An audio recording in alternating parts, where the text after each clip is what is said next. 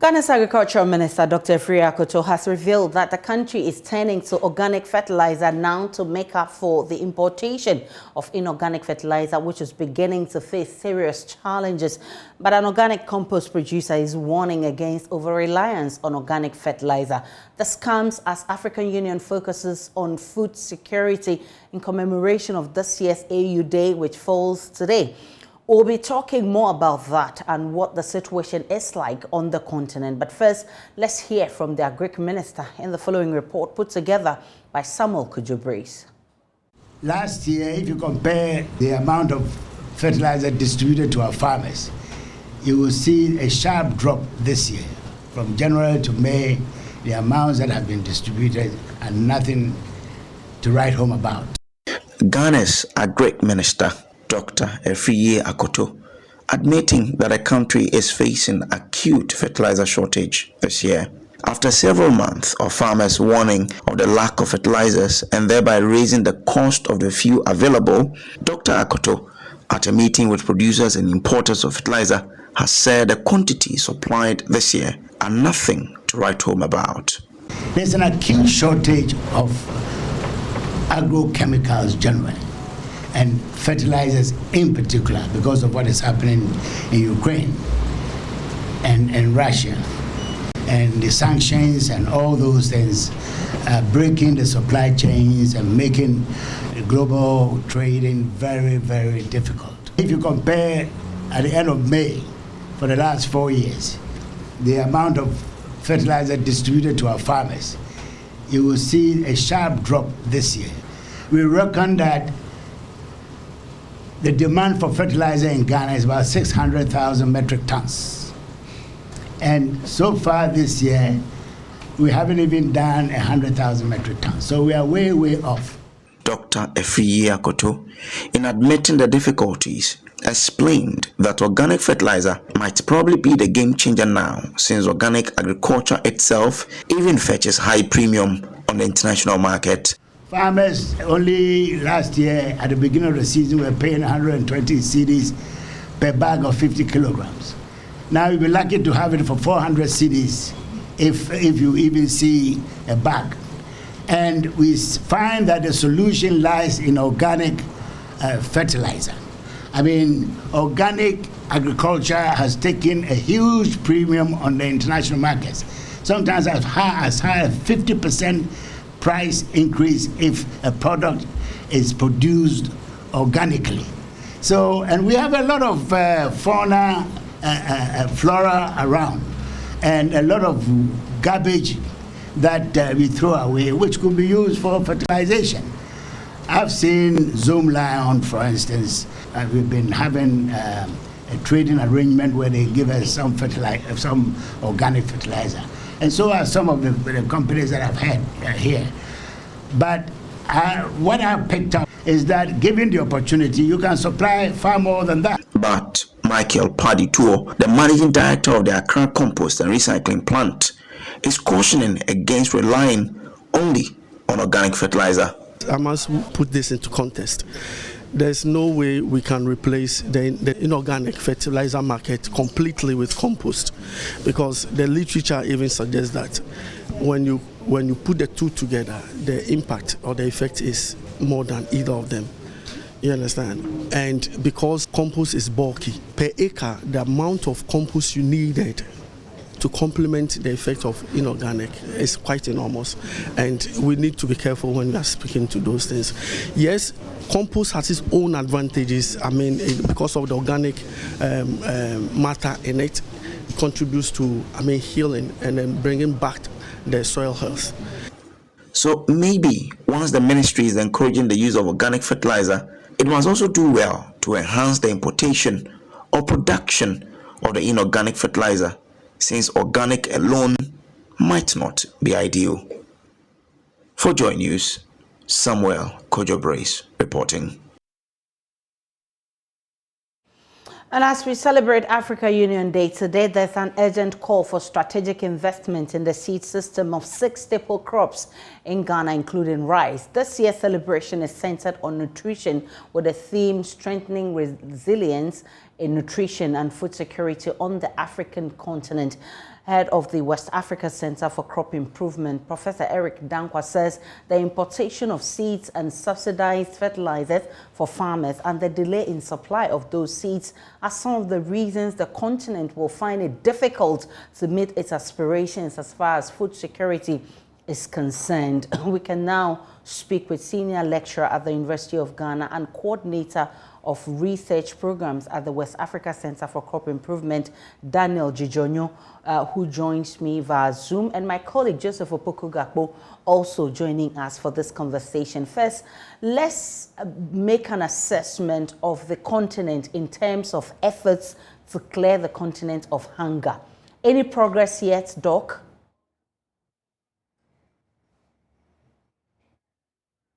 Hello, Doc. Dr. Jijonyo, kindly. Yes, I can hear you loud and clear. Yes, we've all come to accept that when the population of the world is going to increase, and of course, Africa, and for that matter, most of the developing countries are going to be one of the areas where this population is going to increase. And there's the need to feed the growing population, and currently we are struggling to feed the current population, and we need to do more in order to feed the growing population come 2050, since the world is going to, population of the world is projected to increase. So we need to continue to work on improving the staples that feed us to ensure that we continue to feed ourselves. As I mentioned, we are currently having challenges feeding ourselves. So we need to continue to invest into the agricultural sector to continue to feed the growing population. Opoku-Gakpo, I mean, you report a lot in this area. You've been around the continent looking for stories that has to do with agriculture and food security. Recently, you were in Nigeria for a similar activity. What have you found? Well, clearly, challenges like COVID-19 have made the problems with food security on the continent even worse. The estimates point to how over the last 2 years or so, an additional 20 million plus people across the continent have fallen into food insecurity challenges, thanks to what we're seeing with the COVID-19 pandemic, which we are all trying to recover from. Looks like on the health front, we've made some progress in terms of recovering from the impact of it. But when it comes to issues like food insecurity, that much progress has not been made. And recently as well, the challenges with accessing inputs like fertilizers as a result of the Russia and the Ukraine crisis has further deepened the challenges with food prices on the continent. And so over the last few months, then the indications are that across board, we've seen like a 20% hike in the prices of various food commodities across the continent. And it's obviously a very worrying situation. So clearly, things are getting worse than getting better. Pre the COVID-19 pandemic, there was a lot of progress as far as the efforts at meeting the Sustainable Development Goal on ensuring zero hunger by 2030, which, although we were off track in meeting it, there was a bit of optimism. But these two specific incidents that I cite have further worsened the problem. And we've probably moved back the efforts at meeting those 2030 goals by another 10 to 15 years. Dr. Jijonyo, in Ghana, your outfit, I mean the West Africa Center for Crop Improvement, is calling for strategic investment in some 6 staple crops. What are these crops that you're talking about, and why is there the need for strategic investment? So the West Africa Center for Crop Improvement, who has been championing the food and nutrition challenges we face on the continent, is calling for strategic investment in 6 crops, mainly cassava, tomato, rice, cowpea, sorghum, and soybean. And so we're calling for strategic investments in these areas. We want to strengthen the seed systems of these crops. For any real transformation, agricultural transformation initiative, we need improvement in seed systems. And when we strengthen the seed systems of these crops, we believe that we will make a giant step towards ensuring food security. And why is these 6 crops? For instance, look at the import bill of rice, for instance. We import about $500 million of rice annually. I mean, that is a huge bill for a single crop. And when you take tomato as well, tomato is a major staple in Ghana. And when you take tomato, for instance, we import huge amounts of tomatoes into the country. And again, most of the varieties of the crops being grown, or some of the crops I mentioned being grown, are low yielding due to myriad of challenges that these crops face. So what do we need to do? We need to continue to invest into the improvement of these crops. And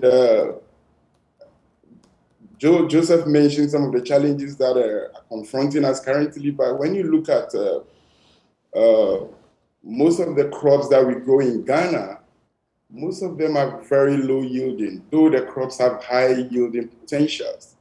So based on climate change challenges and many other challenges, so what we need to do, continue to do, is to continue to improve on these crops so that these crops will continue to have the resilience that is necessary, so that when the challenges confront these crops will continue to yield high value, so that we continue. If we don't invest into this, our farmers will continue to grow old varieties of crops that are low yielding, that have myriad of challenges when it comes to terms of disease resistance and many other challenges that confront these crops. So we need to continue to invest in these crops to ensure that we get the yielding potentials of these crops if we want to achieve food security.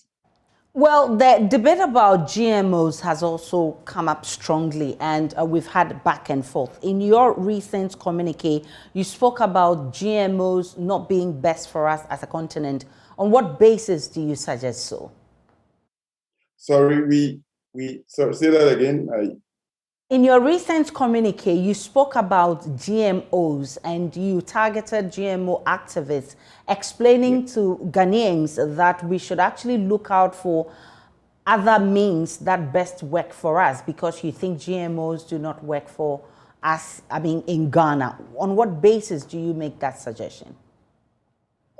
Just to clarify a point, we never said that GMOs are not best for Ghana.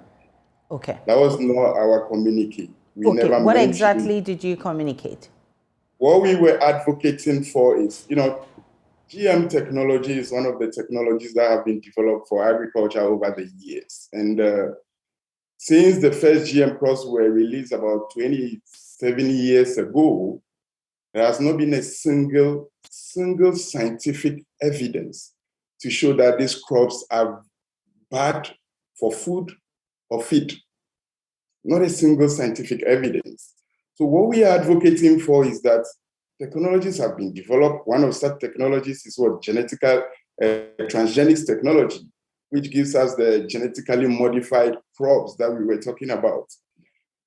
There have been fierce opposition to this technology over the years, and much of this has come from developing countries where the technology is much needed. So what we are calling for is that we need to integrate technologies that will advance agriculture. We are not calling solely for only GM technology. Of course, as I mentioned, GM technology is just one such technology developed for agriculture, and it has the potential to help us make progress in this field.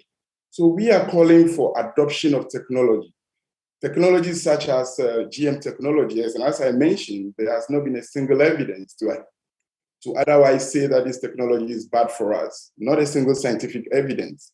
So we are calling for adoption of technologies such as GM technology to ensure that our fight for food and nutrition security does not pass us by as a continent and as a country.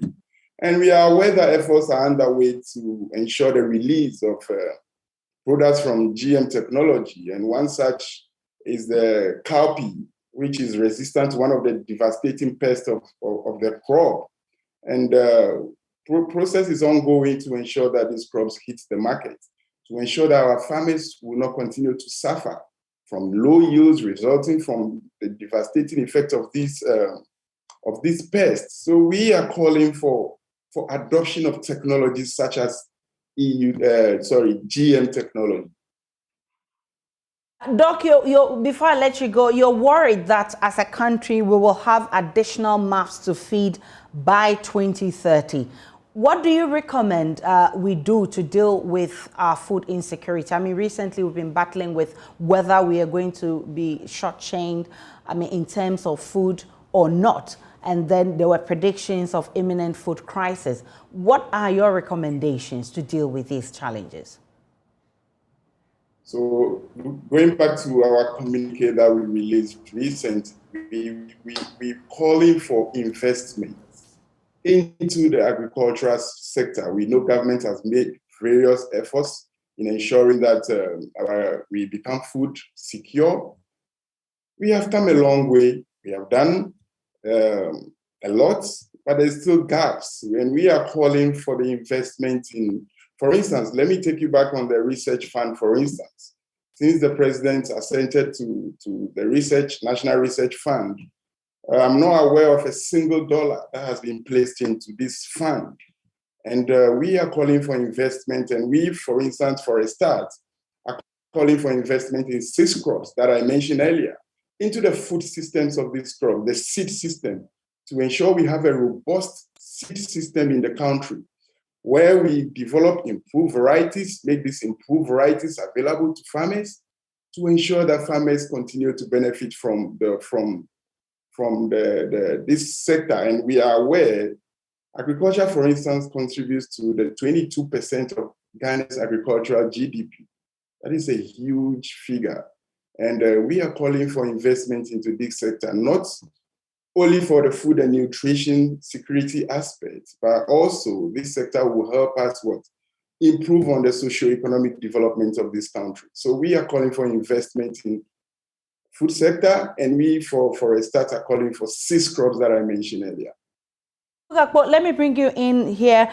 From some of the international agri seminars that you have attended, what insights can you share with us? In terms of improving upon food security on the continent as well as Ghana, more importantly? So, Aisha, quickly, let me deal with the Ghana angle. Then we can expand on the conversation in that regard. We are in a particularly difficult situation, whichever way you look at it. And I'm looking at data from last year, which actually showed that the price of maize, for example, rose by somewhere in the region of 56% between the beginning of the year and October last year. Plantain rose by 74%, tomato rose by 44%, yam rose by 20%, and fresh pepper rose by 54%. And this is data analyzed from statistics put out by the Ministry of Food and Agriculture itself. Of course, over the last few months, things have worsened with challenges in getting access to things like fertilizers and all. And this is all happening despite the rhetoric that the Planting for Food and Jobs program has made food abundantly available for all of us. And so that's the kind of worrying trend that we are speaking of. What we need to do differently, earlier in the year, myself and a colleague, Sebwa Faseduji, who works in Germany, published an article drawing the Agric Minister's attention to 5 critical things that need to be done differently if we can help deal with some of these challenges. The first of it, we asked that he pays attention to the rising cost of food, which is mainly attributed to the rising cost of things like transportation and inputs like fertilizers, which we really need to tackle. So that certainly requires some attention. The dependence on foreign support to run agricultural sector is certainly problematic, and we need to change course in that regard. When you look at the 2022 budget, for example, we then saw indications that up to 26% or so of the budget would be coming from abroad, when we all know that in these times of the COVID-19 pandemic and all, resources are being shifted more to the health area than the agricultural sector. No one grows the agri sector just depending on foreign sources in order to then raise money to manage it. The other thing we sought to draw attention to was the challenge with irrigation. It's one of the most powerful things that would make huge difference in agriculture. So then we asked that more attention should be paid to the One Village, One Dam initiative, to then also work with the Ghana Irrigation Development Authority to then help provide the necessary resources to irrigate our fields. In summary, the point is that the solution to the challenges cannot be short-term. They need to be long-term in nature. And that's the bridge I'll use to then look at the broader continental bit. 2 days ago, I saw a statement from the African Development Bank. They are holding a meeting in Accra, and they announced some measures to deal with the rising cost of food on the continent. And among others, if my memory serves me right, they indicated that they are allocating a $1.5 billion facility to then help stabilize the price of food across the continent. And the funny thing is, the indication was that these amounts will be invested in the purchase of fertilizers and the production of certified seeds. The question I asked myself is, how does that constitute a short-term solution to a raging problem? Because the seeds now have to be bought, planted, and they will grow within a year or a year and a half. So certainly you are looking at more long-term solutions than short-term. If we fail to plan, we may never solve some of these challenges. So then it goes back to that, the need for us to pay more attention to long-term planning in dealing with some of these challenges. And it goes back to the point about more investment in our seed system, more investment in local fertilizer industries. And if Aisha, you give me a minute, let me weigh into the conversation around organic and inorganic fertilizers. I also think it's a very bad idea that we would want to rely on organic fertilizers solely for our needs as a people. Again, just to quote some statistics have shown that if you would want to just produce organic fertilizers solely from cow to then grow corn, over a 1 year period, you will need as much as 200 cows defecating over a 1 year period to have enough fertilizer to be able to grow 1 hectare of corn for 1 season. So just imagine the logistical challenges, almost unsustainable. Let's consider more sustainable, more realistic solutions that actually work to some of these in terms of dealing with some of these challenges. And that's probably what the way forward should look like. I'm grateful for your time, gentlemen. Opoku Gakpo is my own colleague here at JoyNews. Dr. Daniel Jijenyo is senior lecturer at the University of Ghana and coordinator of research programs at the West Africa Center for Crop Improvement. Extremely grateful for your time.